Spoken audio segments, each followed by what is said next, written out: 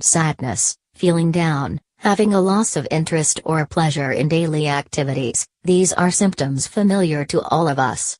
But, if they persist and affect our life substantially, it may be depression. According to the World Health Organization, WHO, depression is the most common illness worldwide and the leading cause of disability. They estimate that 350 million people are affected by depression, globally. Fast facts on depression. Depression seems to be more common among women than men.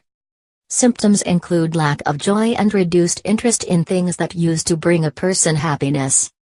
Life events, such as bereavement, produce mood changes that can usually be distinguished from the features of depression. The causes of depression are not fully understood but are likely to be a complex combination of genetic, biological, environmental, and psychosocial factors. Diagnosis of depression starts with a consultation with a doctor or mental health specialist. It is important to seek the help of a health professional to rule out different causes of depression, ensure an accurate differential diagnosis, and secure safe and effective treatment.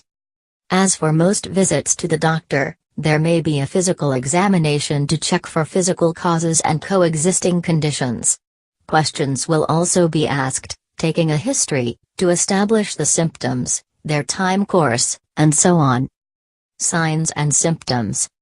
Symptoms of depression can include depressed mood, reduced interest or pleasure in activities previously enjoyed, loss of sexual desire, unintentional weight loss, without dieting, or low appetite, insomnia, difficulty sleeping, or hypersomnia, excessive sleeping, psychomotor agitation, for example, restlessness, pacing up and down, delayed psychomotor skills, for example, slowed movement and speech, fatigue or loss of energy, feelings of worthlessness or guilt, impaired ability to think, concentrate, or make decisions, recurrent thoughts of death or suicide, or attempt at suicide.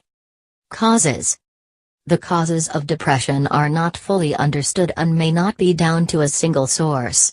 Depression is likely to be due to a complex combination of factors that include genetics, biological, changes in neurotransmitter levels, environmental, psychological and social, psychosocial. Some people are at higher risk of depression than others. Risk factors include life events. These include bereavement, divorce, work issues, relationships with friends and family, financial problems, medical concerns, or acute stress. Personality. Those with less successful coping strategies, or previous life trauma are more susceptible. Genetic factors. Having a first-degree relatives with depression increases the risk. Childhood trauma.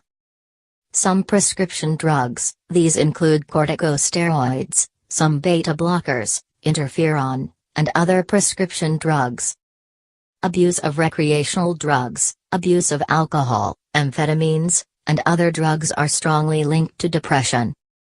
A past head injury. Having had one episode of major depression, this increases the risk of a subsequent one. Chronic pain syndromes. These and other chronic conditions, such as diabetes, chronic obstructive pulmonary disease, and cardiovascular disease make depression more likely. Antidepressant medications. Antidepressants are drugs available on prescription from a doctor. Drugs come into use for moderate to severe depression, but are not recommended for children, and will be prescribed only with caution for adolescents. A number of classes of medication are available in the treatment of depression. Selective serotonin reuptake inhibitors, SSRIs. Monoamine oxidase inhibitors, MOIs. Tricyclic antidepressants. Atypical antidepressants. Selective serotonin and norepinephrine reuptake inhibitors, SNRI. Each class of antidepressant acts on a different neurotransmitter.